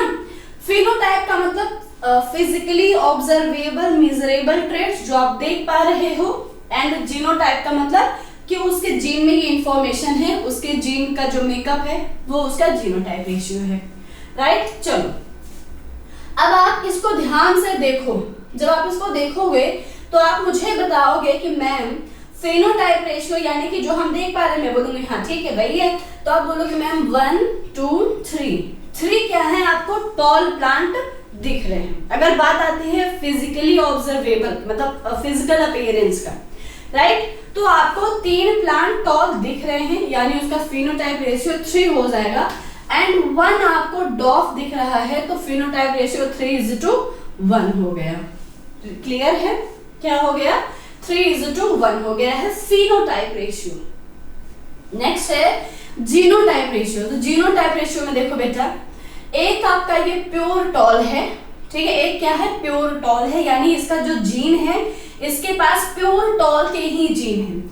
2 आपके बेटा हाइब्रिड टॉल हैं, ठीक है, यानी capital T small T, capital T small T, और एक आपका प्योर डॉफ है। तो जीनोटाइप रेशियो क्या हो जाएगा, 1 यानी कि ये जो आपका होमोजाइगस टॉल है, 2 यानी कि जो आपके हेट्रोजाइगस टॉल है, एंड 1 क्या है आपका होमोजाइगस डॉफ है। तो जीनोटाइप रेशियो 1:2:1 हो जाएगा, राइट। तो आपको, मुझे आई होप आपको बेटा मेंडल्स का मोनोहाइब्रिड क्रॉस समझ में आया होगा, ठीक है। एक बार फिर से बता रही हूँ, मेंडल ने क्या किया, मेंडल ने 2 पी प्लांट उठाए, एक प्योर टॉल था और एक प्योर डॉफ था, वो दोनों पेरेंट प्लांट थे। पहले दोनों में क्रॉस पॉलिनेशन कराया, क्या कराया, क्रॉस पॉलिनेशन कराया, और F1 जनरेशन में इनको क्या मिलता है, F1 जनरेशन में इनको टॉल प्लांट मिलता है ना, यानी कि जो टॉल वाला प्लांट था वो उनको मिलता है, बट ये प्योर टॉल नहीं था, ये एक हाइब्रिड टॉल था। हाइब्रिड टॉल का मतलब इसके अंदर ड्वार्फ वाले भी कैरेक्टर प्रेजेंट थे। तो अब इनको F1 जनरेशन में जो भी प्लांट मिले उन्होंने क्या कराया, उन्होंने सेल्फ पॉलिनेशन करा दिया। क्या कराया, सेल्फ, क्योंकि हमें पता है पी प्लांट क्या है, बाइसेक्सुअल है, यानी कि cross pollination and self pollination दोनों होता है, राइट। तो अब F2 जनरेशन में क्या कराया बेटा, F2 जनरेशन में सेल्फ पॉलिनेशन कराया और फिर उसके बाद उनको क्या मिलते हैं, F2 जनरेशन में जो भी उनको प्रोजेनी मिलती हैं वो टोटल उनको 4 प्लांट मिलता है, 4 प्लांट मिलता है, जिसमें से 1 प्लांट प्योर टॉल था। 1 प्लांट क्या था, प्योर टॉल था, यानी जो सबसे पहले हमने प्योर टॉल लिया था बेटा उसके कैरेक्टर F2 जनरेशन में भी आए हैं। फिर उसके बाद 2 इनको हाइब्रिड टॉल मिला, यानी जो F1 में मिला था हाइब्रिड टॉल वो उनको F2 में 2 मिले। और बेटा 1 प्लांट उनको मिला है प्योर डॉफ। प्योर डॉफ यानी जो F1 जनरेशन में जो सबसे पहले हमने लिया था पेरेंट, वो F2 जनरेशन में भी अपीयर हुआ है। F2 जनरेशन में उसके कैरेक्टर ट्रेट्स आए हैं। तो इस तरीके से बेटा ये हमारा मोनो हाइब्रिड क्रॉस हो गया। मोनो हाइब्रिड का मतलब क्या है, मोनो का मतलब होता है सिंगल, ठीक है। यहाँ पर मेंडल ने सिर्फ एक कैरेक्टर लिया था और वो कैरेक्टर था प्लांट की हाइट। वो क्या था बेटा, यहाँ पे मैं लिख देती हूँ, ये कैरेक्टर था इनके प्लांट की हाइट। अब हाइट भी तो 2 होती है ना, एक टॉल होता है एक डॉफ होता है। नेक्स्ट अब बात करेंगे ये बेटा, हम देख एक बार फिर से यहाँ पे देख लो, ये एक प्योर टॉल प्योर डॉफ, ठीक है। क्या कराया, क्रॉस पॉलिनेशन कराया, पहले क्रॉस कराया था तो बेटा क्या मिल गए, हेटेरोजाइगस टॉल मिले हैं। और फिर से देखो आपको हेटेरोजाइगस टॉल जो मिला उसमें हम कराएंगे तो हमें फिनोटाइप रेशियो 3:1 मिल जाएगी, क्योंकि 3 प्लांट आपको लंबे दिख रहे हैं, ठीक है, और एक प्लांट आपको छोटा, तो 3:1 हो गया है। जीनोटाइप में क्या है बेटा, एक प्योर टॉल है एक प्योर डॉफ है, 2 हाइब्रिड टॉल है, तो 1:2:1।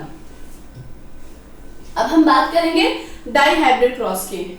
मेंडल के डाई हाइब्रिड का मतलब क्या है, देखो बेटा डाई का मतलब होता है 2, है ना, मैंने आपको बहुत बार बताया है डाई का मतलब क्या है, 2 है।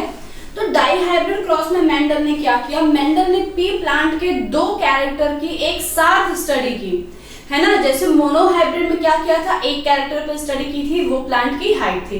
बट डाई हाइब्रिड में क्या किया, दो कैरेक्टर लिए, और वो 2 कैरेक्टर बेटा कौन कौन से थे, वो थे शीड के कलर एंड शीड के शेप, ठीक है। 2 कैरेक्टर लिए, तो Mendel selected P plants having 2 pairs of character, shape and colour of शीड, right. 2 character को लिया यहाँ पर। He selected pea plants having round green shade. क्या है बेटा, round green शीड, okay, and wrinkled yellow शीड। कैसा था बेटा, रिंकल्ड येलो शीड था। इन्होंने ऐसा एक शीड लिया जिसमें जो कि बेटा राउंड ग्रीन था और रिंकल्ड येलो, ये शीड उन्होंने लिया। एंड क्रॉस पॉलिनेशन दे, आपको पता है कि पहले जब पेरेंट लेंगे तो दोनों में क्रॉस पॉलिनेशन कराया जाएगा। उसके बाद जो F1 में मिलेगा उसमें हम कराएंगे सेल्फिंग, यानी कि सेल्फ पॉलिनेशन। तो यहाँ पर देखते हैं बेटा, यहाँ पहले राउंड ग्रीन शीड लिया और फिर उस बाद रिंकल येलो शीड लिया और क्रॉस पॉलिनेशन कराया। दोनों में क्या कराया था, क्रॉस पॉलिनेशन कराया। अब देखते हैं कि F1 जनरेशन में इनको मिला क्या। He obtained all plants with round yellow seed. अब मुझे एक बात बताओ कि F1 जनरेशन में राउंड येलो सीड मिला है, मतलब एक चीज यहाँ पर समझ में आनी चाहिए कि अच्छा राउंड येलो जो है वो क्या है, डोमिनेंट है, क्योंकि हमें पता है F1 जनरेशन में हमेशा अपने आप को एक्सप्रेस कौन करता है, डोमिनेंट वाला।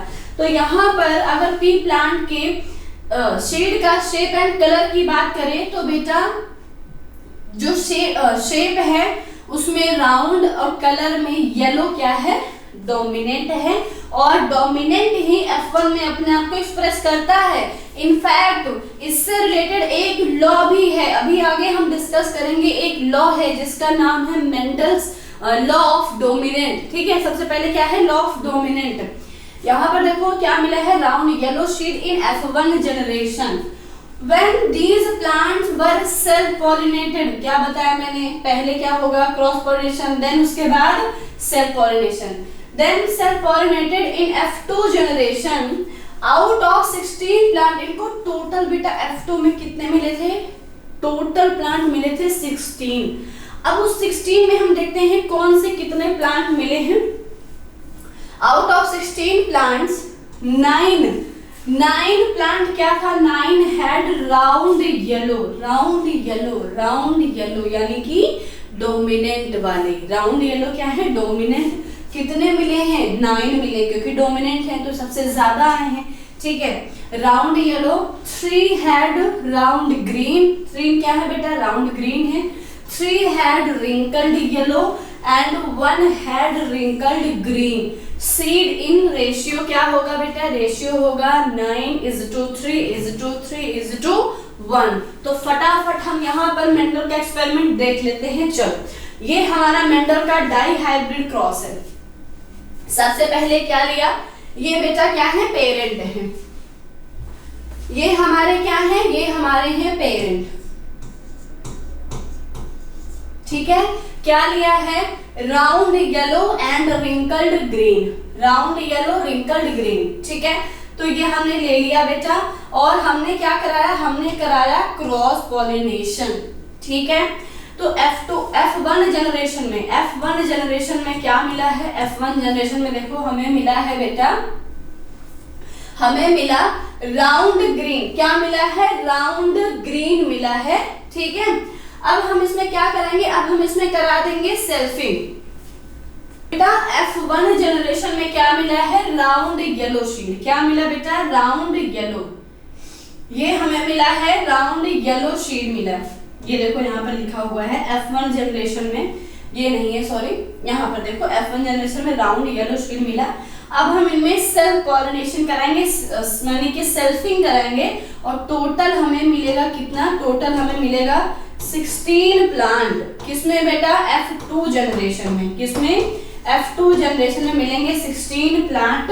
तो यहाँ पर देखो आपको कितने प्लांट आपको येलो दिख रहे हैं, बिल्कुल येलो राउंड बेटा देखो 1 2 3 4 5 6 7 8 एंड 9 आपको मिले हैं राउंड येलो। तो ये हमारा क्या है, राउंड येलो है। ये इसका फिनोटाइप रेशियो है बेटा। फिनोटाइप क्यों, क्योंकि आप ऑब्जर्व कर पा रहे हो, आप देख पा रहे हो, ठीक है। तो ये इसका फिनोटाइप रेशियो मैं यहाँ पर मेंशन कर देती हूँ, एक सेकेंड। तो आपका फिनोटाइप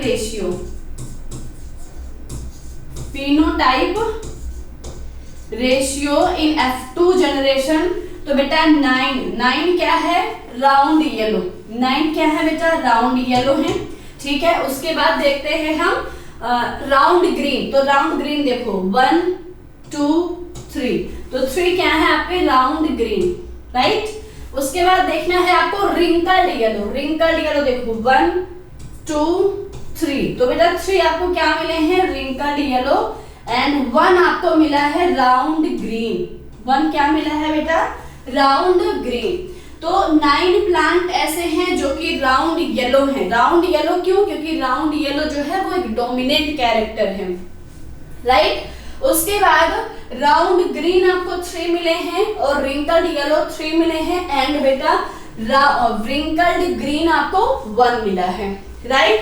तो मुझे पूरी उम्मीद है कि आपको मेंडल का डाई हाइब्रिड क्रॉस बिल्कुल समझ में आ गया होगा। आपको डाई हाइब्रिड क्रॉस पूरी तरीके से समझ में आ गया है।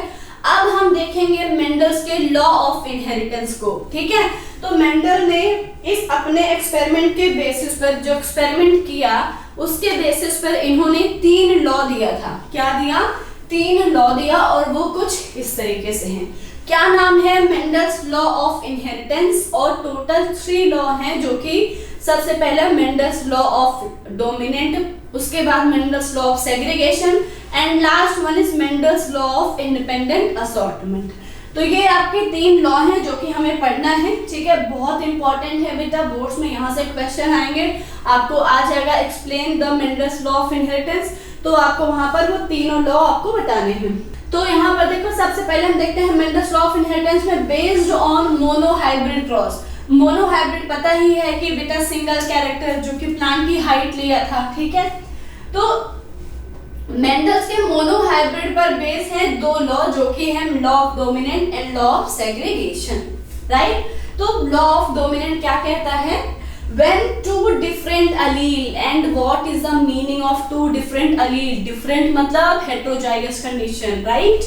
तो बेटा when two different allele यानी कि heterozygous condition are present, only one is dominant। क्यों? क्योंकि एक ही अपने आप को एक्सप्रेस करता है ना, दूसरा एक्सप्रेस नहीं कर पाता है, और जो एक्सप्रेस करता है वो क्या होता है, वो डोमिनेंट होता है। तो only one is dominant and will be expressed while other is called recessive। जो कि अपने आप को एक्सप्रेस नहीं कर पाया वो क्या हो गया है, वो रिसेसिव हो गया है। नेक्स्ट है बेटा लॉ ऑफ सेग्रीगेशन, या फिर इसको हम बोलते हैं law of purity of gametes.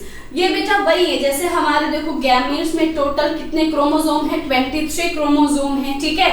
तो 23 क्रोमोसोम में देखो हमें पता है हमारे बॉडी के अंदर, हमारे बॉडी में जितने भी सेल हैं हर एक सेल में 46 क्रोमोसोम हैं, लेकिन जब हमारी बॉडी में गैमेट बनते हैं तो उसमें सिर्फ और सिर्फ 23 ही क्रोमोसोम जाते हैं, है ना।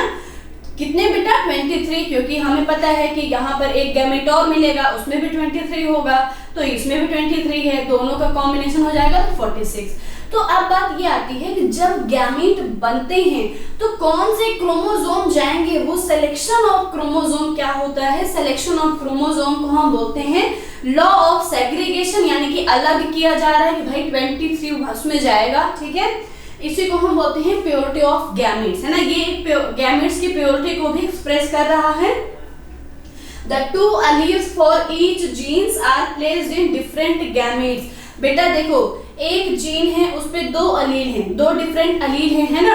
अब वो डिफरेंट अलील में एक ही अलील जो है वो गैमेट के पास जाता है, एक ही अलील गैमेट के पास जाता है, और इसी लॉ को हम बोलते हैं लॉ ऑफ सेग्रीगेशन, यानी कि एक दोनों अलील को एक दूसरे से सेपरेट कर दिया गया, दोनों अलील को एक दूसरे से सेपरेट कर दिया गया है, इसको हम लॉ ऑफ सेग्रीगेशन बोल रहे हैं। नेक्स्ट है बेटा law based on dihybrid cross, और ये है लॉ ऑफ इंडिपेंडेंट असॉर्टमेंट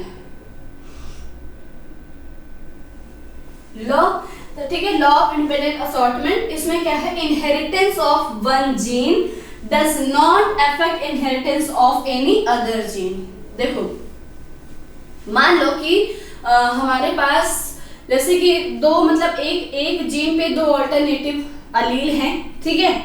एक अलील आपको आइस का कलर ब्लैक है, एक है आइस का कलर ब्राउन, तो बेटा ब्लैक एक्सप्रेस कर रहा है या ब्राउन एक्सप्रेस कर रहा है, ठीक है। तो एक जीन को मतलब एक दूसरे जीन से कोई मतलब नहीं होता है, एक दूसरे से कोई मतलब नहीं होता है, या फिर ऐसे समझो एक जीन है कलर ऑफ आइस का, एक जीन है शेप ऑफ नोज का, ठीक है। दो अलग अलग जीन हैं, तो कलर ऑफ आइज वाले जीन को शेप ऑफ नोज वाले जीन से कोई मतलब नहीं है कि वो अपने आप को एक्सप्रेस कर रहा है कि नहीं कर पा रहा है, दोनों एक दूसरे को इंडिपेंडेंटली अपने आप को एक्सप्रेस करते हैं, और इसी को हम बोलते हैं law of independent assortment, right. ये इतना क्लियर है बेटा। तो ये हमारा टॉपिक, मेंडल्स ने जो भी एक्सपेरिमेंट दिए, जो F1 में मिला, जो F2 में मिला, वो सारा हमने बहुत डिटेल में डिस्कस कर लिया है। अब हमारा इस चैप्टर का लास्ट टॉपिक है सेक्स डिटर्मिनेशन। यहाँ पर हम ये देखेंगे कि जब कोई भी बेबी बनने वाला है, मतलब डिलीवरी होने वाली है, एक प्रोजेनी नहीं आने वाली है, उसका सेक्स कौन डिसाइड करता है, कैसे पता चलेगा कि वो लड़का है या लड़की है, उसका जेंडर क्या होता है, ये देखेंगे, ठीक है। और फिर उसके बाद बेटा हम फाइनली आ जाएंगे कुछ PYQ में। आपको पता है कि वन शॉट की महा सीरीज में हम PYQ डिस्कस कर रहे हैं, तो इस चैप्टर के बिल्कुल लास्ट में हम डिस्कस करेंगे सम PYQ, तो आप बने रहो, ठीक है। पहले हम देख लेते हैं sex determination. In human, sex determination is the process that determines the biological sex of an offspring and a result and as a result the sexual characteristics that they will develop। ठीक है, मतलब किसी भी of spring का जो character है हम मतलब उसका जो जेंडर है हम उससे पता कर सकते हैं कि वो लड़का है या फिर लड़की है, right. Humans typically develop as either male और female, primarily depending on the combination of sex chromosomes that they inherit from their parents। मतलब उन्हें उनके पेरेंट्स से जो क्रोमोसोम मिला है उसके बेसिस पर हम बताते हैं कि भाई जो प्रोजेनी है, जो ऑफस्प्रिंग है, वो बेबी गर्ल है और बेबी बॉय है। तो यहां पर देखो when a sperm बोले तो मेल गैमेट, ऑब्वियस सी बात है ना। स्पर्म का मतलब क्या है? Male gamete. when a sperm with X chromosome, एक बात बताओ कि जो स्पर्म होता है, यहां पे मैं लिख रही हूं स्पर्म यानी कि बेटा मेल गैमेट है ना, क्या है? Male gamete. और स्पर्म का जो सेक्स क्रोमोसोम है वो होता है XY। क्या होता है? XY। ठीक है, और यहीं पर हम लिखते हैं ओवम, ओवम यानी कि फीमेल गैमेट। और फीमेल गैमेट का जो सेक्स क्रोमोसोम है वो क्या है? XX है। क्या है बेटा? XX है, राइट। देखो when a sperm with X chromosome fertilize with the egg, egg के पास क्या है? XX है, एग के पास यानी कि फीमेल गैमेट में XX है।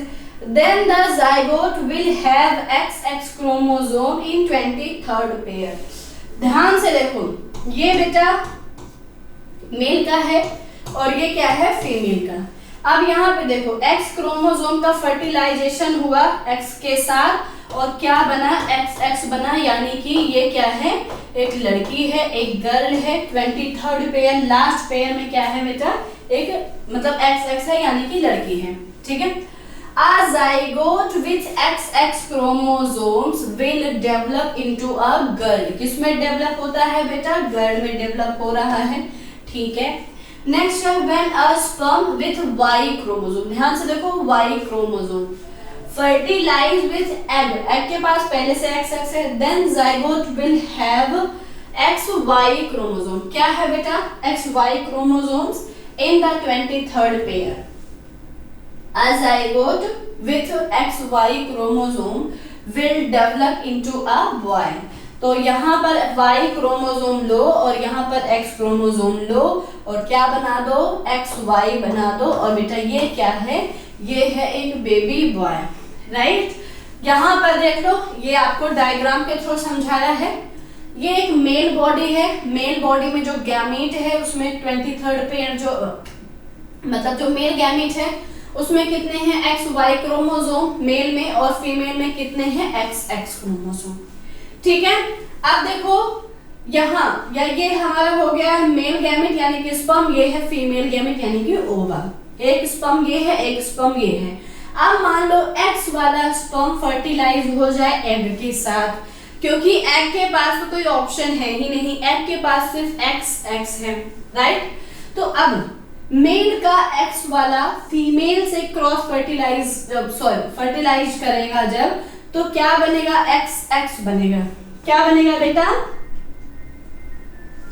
XX बन जाएगा। XX का मतलब क्या है कि जो नेक्स्ट जो बेबी होगा, जो बच्चा होगा वो क्या होगा? बेबी गर्ल यानी कि फीमेल ऑफस्प्रिंग होगी, राइट। अब देखो यहाँ पर Y वाला स्पर्म X से फर्टिलाइज हो रहा है तो XY बन रहा है, और जो ऑफस्प्रिंग होगा वो क्या होगा? Baby boy. तो बेटा आई होप आपको ये पूरा चैप्टर ये वन शॉट आपको समझ में आया होगा। अब इस चैप्टर से हम कुछ PYQ डिस्कस करेंगे। तो बेटा हमने पूरा चैप्टर अपना कंप्लीट कर लिया है, हेरिडिटी की वन शॉट हमारी वीडियो हो गई है। तो बच्चों हमने इस पूरे चैप्टर को पढ़ लिया, पूरे चैप्टर के एक एक कॉन्सेप्ट्स को देख लिया है। अब हम इस चैप्टर के कुछ PYQ डिस्कस कर लेते हैं। तो सबसे फर्स्ट पहला क्वेश्चन है मेरा हमारा बेटा, first question number first, which of the following is responsible for the transmission of hereditary traits from one generation to next generation. तो बेटा इसमें बोल रहा है कि इसमें से कौन से ऐसे वो हैं जो बेटा हमारे कैरेक्टर को ट्रांसफ़र करते हैं। तो आपका जो जीन है वही रिस्पॉन्सिबल होता है कैरेक्टर को ट्रांसफ़र करने के लिए। जीन कहाँ पर प्रेजेंट है? तो जीन हमारे डीएनए पर प्रेजेंट है। डीएनए क्या होता है? डीएनए जो है वो हमारा जेनेटिक मटेरियल है और जीन क्या कर रहा है? तो बेटा हमने पूरा चैप्टर पढ़ लिया है, हेरिडिटी पूरा चैप्टर हमने कंप्लीट कर लिया। एक एक कॉन्सेप्ट्स को हमने देख लिए, मेंडल के एक्सपेरिमेंट देख लिए, मेंडल का monohybrid cross, dihybrid cross, हर एक चीज़ हमने डिस्कस कर ली है डिटेल में। अब इस चैप्टर के कुछ PYQ डिस्कस कर लेते हैं। तो बेटा क्वेश्चन नंबर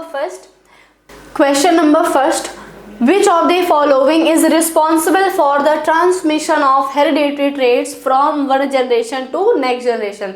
तो बेटा कौन रिस्पॉन्सिबल होता है हमारे कैरेक्टर को ट्रांसफ़र करने के लिए, कैरेक्टर को ट्रांसमिट करने के लिए? तो वो होता है डीएनए, और डीएनए पर क्या प्रेजेंट है? जीन।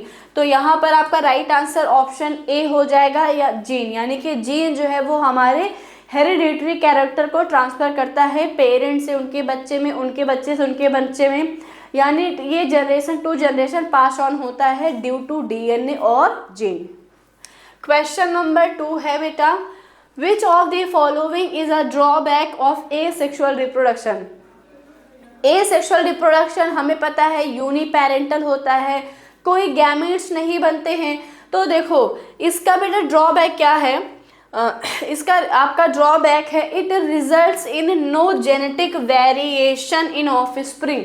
देखो बेटा एसेक्सुअल रिप्रोडक्शन यूनिपेरेंटल है, यानी कि सिर्फ और सिर्फ एक ही डीएनए है और वही डीएनए ट्रांसफ़र हुआ है। तो यहाँ पर जो डीएनए है उसमें बहुत ज़्यादा कुछ चेंजेस नहीं आते, बहुत ज़्यादा वेरिएशन कॉज नहीं होता है। तो एसेक्सुअल रिप्रोडक्शन का ये एक ड्रॉबैक हो सकता है। क्वेश्चन नंबर 3 है बेटा, the term allele as refers to. जो टर्म अलील है बेटा वो क्या है एग्जैक्टली, उसकी मीनिंग क्या होती है हमें पता है। अलील का मतलब क्या है? Alternate form of the same gene या फिर different form of the same gene. तो आपका right answer option A, different form of the same gene is called as allele. क्या बोलते हैं बेटा? उसको हम अलील बोलते हैं। Question number 4, if a trait is controlled by more than one gene it is known as। मतलब एक कैरेक्टर है बेटा, मान लो कलर ऑफ आईज एक कैरेक्टर है। अब उस कैरेक्टर को एक से ज़्यादा जीन अगर उसको कंट्रोल कर रहा है तो बेटा इसका मतलब क्या होता है? इसका मतलब होता है पॉलीजेनिक इनहेरिटेंस। पॉली का मतलब क्या है? मल्टीपल नंबर, ठीक है। जेनिक का मतलब जीन, इनहेरिटेंस का मतलब ट्रांसफर होना, कंट्रोल करना। ओके, तो बेटा आपका right answer option C, polygenic inheritance हो जाएगा अगर एक कैरेक्टर को, एक ट्रेट को एक से ज़्यादा जीन कंट्रोल कर रहा है, एक से ज़्यादा जीन अगर उसको हैंडल कर रहा है तो। क्वेश्चन नंबर बेटा 5 है, in Mendel experiments the first filial generation यानी F1 generation resulted from the cross of. देखो बेटा F1 जनरेशन का रिजल्ट पूछा है, यानी कि आपको सबसे पहले जो आपने पेरेंट लिया है वो बताना पड़ेगा। तो सबसे पहले अगर हम देखते हैं यहाँ पर मोनो हाइब्रिड क्रॉस की, मोनो हाइब्रिड क्रॉस, तो यहाँ पर आपने क्या लिया था बेटा? यहाँ पर आपने एक प्योर टॉल लिया था, प्योर टॉल प्लांट लिया था, और बेटा एक आपने प्योर डॉफ लिया था, राइट है ना। अगर बात करते हैं बेटा डाई हाइब्रिड की, बात करते हैं अगर डाई हाइब्रिड क्रॉस की, तो बेटा डाई हाइब्रिड में आपने 2 कैरेक्टर पे स्टडी किया है ना। 2 कैरेक्टर कौन थे बेटा? एक तो shape of the seed and second क्या था बेटा? कलर ऑफ द शीड कलर लिया था। अब इसमें भी क्या था बेटा, एक आपका प्योर कंडीशन, आपका एक प्योर शीड थे, यानी कि प्योर शेप कलर लिया था आपने, और दूसरा आपने प्योर कलर लिया था, ठीक है। और आपने क्या किया, एक प्योर, तो बेटा देखो मोनोहाइब्रिड में आपने प्योर टॉल लिया और प्योर डॉफ लिया, यानी कि ये हमारे पेरेंट हैं, ठीक है। तो ये पूछ रहा है कि F1 जनरेशन में हमें जो भी मिलता है हम उसमें उसके पहले किस चीज में क्रॉस कराए थे, तो बेटा हमने प्योर ब्रीड लिया था। तो यहाँ पर आपका राइट आंसर हो जाएगा 2 प्योर ब्रीड पेरेंट्स। यहाँ पर क्या है बेटा, आपका राइट आंसर हो जाएगा 2 प्योर ब्रीड पेरेंट्स आपने लिया है। और F1 जनरेशन में क्या आएगा, F1 जनरेशन में डोमिनेंट वाला कैरेक्टर आता है। Question number 6, if a round green seeded pea plant capital R small y is crossed with a wrinkled yellow shaded pea plant small r capital Y the seed produced in the F1 generation। बेटा आपसे पूछ रहा है कि F1 generation में क्या मिलेगा। अब ध्यान से सुनो, जो बेटा अगर बात करते हैं शेप की, तो शेप जो है वो राउंड डोमिनेंट है। क्या है, राउंड डोमिनेंट की अगर हम बात करते हैं, यहाँ पर देखो डोमिनेंस में बेटा, तो शेप, अगर हम शेप देखते हैं और फिर उसके बाद कलर देखते हैं, तो देखो शेप में हो जाएगा राउंड क्या है, डोमिनेंट है। कलर की बात करते हैं तो येलो क्या है, डोमिनेंट है। और F1 जनरेशन में कौन अपने आप को एक्सप्रेस करता है, तो बेटा F1 में डोमिनेंट है तो एक्सप्रेस करता है। तो आपका राइट आंसर राउंड येलो होगा। तो राउंड एंड येलो क्या है बेटा, option B is the right answer. क्या आ जाएगा, राउंड एंड येलो। क्लियर है।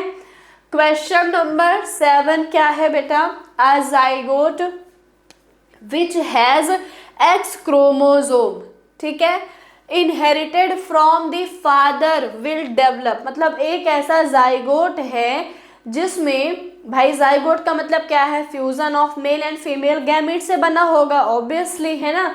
अब इसमें जो फादर से गैमीट मिला है, मतलब जो फादर से क्रोमोसोम मिला है वो X है, और मदर का तो पहले से ही X होता है। तो यहाँ पर जो जाइगोट बना है ना बेटा, जो आपको जिस जाइगोट की बात ये कर रहा है, उसका जो क्रोमोसोम होगा वो X एंड X होगा। तो अब मुझे बताओ, जो बेटा जो इनहेरिटेड जो ऑफस्प्रिंग है वो क्या हो जाएगा, ऑफस्प्रिंग हो जाएगा बेबी गर्ल, राइट। अगर बेटा X क्रोमोसोम मेल गैमीट से मिला है, यानी फादर से मिला है, तो X मेल का X फीमेल का X दोनों हो गए XX, तो क्या बन जाएगा बेटा, फीमेल बन जाएगी, यानी कि बेबी गर्ल बन जाएगी। अगर यहीं पर उस जाइगोट में मेल से Y क्रोमोसोम आए होते और फीमेल से X आए होते, तो XY बन जाता, यानी कि लड़का बन जाता है ना, बेबी बॉय बन जाता, right. Question number 8, the number of pairs of sex chromosome in the zygote of a human being. तो बेटा हमें पता है, यहाँ पर पूछा है सेक्स क्रोमोसोम का, तो ह्यूमन बीइंग में क्या होता है, ह्यूमन बीइंग में होता है, ज़ाइगोट की बात करते हैं, द नंबर, बेटा यहाँ पर पूछा है the number of pair of sex chromosome in the zygote of human being.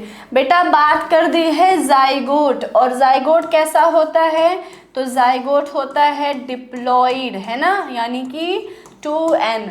तो बेटा आप देखो डिप्लॉइड है तो क्रोमोसोम कितने होंगे, 2 होंगे, है ना। अब इसमें क्या हो सकता है, अब इसमें क्रोमोसोम बेटा XX भी हो सकता है और XY भी हो सकता है। XX हो जाएगा तो ये क्या है बेटा, ये फीमेल है ना, एंड अगर XY है तो क्या है, मेल है, राइट। क्या पूछ रहा है? Human zygote. अगर यहीं पर क्वेश्चन में पूछता ह्यूमन गैमीट तो आपका आंसर क्या हो जाता? 1 हो जाता, क्योंकि गैमीट में क्रोमोसोम पेयर्स में नहीं पाए जाते हैं। बट यहाँ पर बात की है जाइगोट की, तो जाइगोट जो है उसका सेक्स क्रोमोसोम हो सकता है XX एंड YY। अगर X है तो लड़की, और अगर XY है तो बेबी बॉय। क्वेश्चन नंबर 9 बेटा, in humans which of the following chromosome determine the gender of the offspring. मतलब ह्यूमन बॉडी में कौन सा क्रोमोसोम है जो डिसाइड करता है कि जो होने वाली ऑफस्प्रिंग है, जो प्रोजेनी है, वो लड़का होगा या लड़की होगी, यानी कि उसका जेंडर क्या है, कौन डिसाइड करता है? तो बेटा देखो, उसका जेंडर डिसाइड करता है कौन सा क्रोमोसोम? तो उसका जेंडर डिसाइड करता है X and Y chromosome, sorry Y chromosome. सिर्फ कौन डिसाइड करेगा? Y क्रोमोसोम, ठीक है। Y क्रोमोसोम जो है अगर वो प्रेजेंट है तो जो प्रोजेनी है वो मेल होगी। Y क्रोमोसोम एब्सेंट है तो क्या होता है? वो फीमेल है, right. Question number 10, haemophilia is a sex linked. बेटा हीमोफीलिया जो है वो एक ऐसी डिजीज है, ठीक है, जिसमें देखो, जिसमें क्रोमोसोम क्या हो जाता है? Haemophilia is a sex linked recessive disorder if a carrier female marry a normal male, है ना। कैरियर फीमेल यानी उसका क्रोमोसोम XX है और उसमें हीमोफीलिया के क्रोमोसोम है, कैरेक्टर है। What is the probability of their son having haemophilia? तो बेटा प्रोबेबिलिटी होती है 100%। अगर एक फीमेल को हीमोफीलिया है तो बेटा उसका जो सन होगा, उसकी जो प्रोजेनी होगी, उसमें 100% हीमोफीलिया ट्रांसफर होता है। क्वेश्चन नंबर 12 क्या है? The number of chromosome in a human gamete. तो बेटा ह्यूमन गैमेट में कितने हैं? 23 हैं। अभी यही नॉर्मल पूछता तो नॉर्मल कंडीशन में पूछता, यानी नॉर्मल सेल में तो 46 हो जाते, क्योंकि यहाँ पर इंडिविजुअल बात की है बेटा, पेयर्स की बात नहीं की। इंडिविजुअल कितने होते हैं? 23 होते हैं क्रोमोसोम, ठीक है। और ये कंडीशन कैसी है? ये कंडीशन होती है हैप्लॉइड। कैसी है? हैप्लॉइड है, यानी कि N है। तो बेटा फाइनली हमने हेरिडिटी चैप्टर को बहुत डिटेल में एक एक कॉन्सेप्ट इसके डिस्कस कर लिए हैं। एक वन शॉट में हमने इस पूरे वीडियो को पढ़ लिया है। आई होप आपको ये वीडियो अच्छी लगेगी, ये लेक्चर आपको पसंद आएगा। अगर आपको इस वीडियो का हर एक कॉन्सेप्ट समझ में आते हैं तो आप वीडियो को लाइक कीजिएगा, चैनल को शेयर एंड सब्सक्राइब ज़रूर कर लीजिएगा, कमेंट्स करके बताइएगा कि आपको लेक्चर कैसे लगी। मिलते हैं बेटा नेक्स्ट क्लास में, तब तक के लिए बाय एंड टेक केयर। आप सब अपना ध्यान रखिए।